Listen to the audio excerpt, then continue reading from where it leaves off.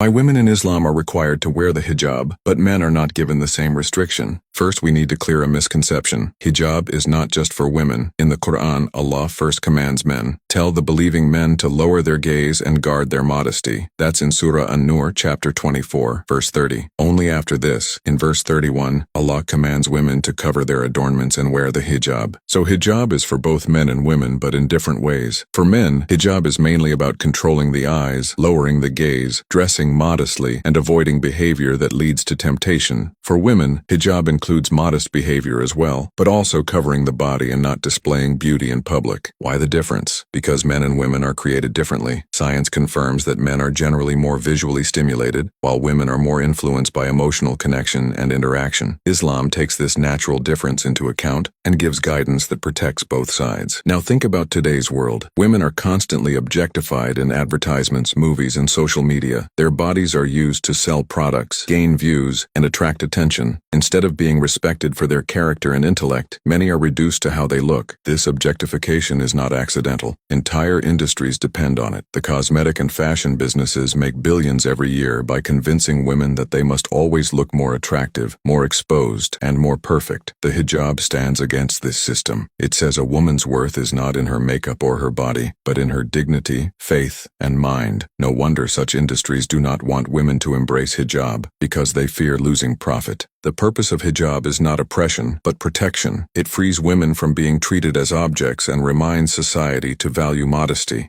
In the end, hijab is not about men controlling women. It is about both men and women controlling themselves in the way Allah has commanded for their own benefit.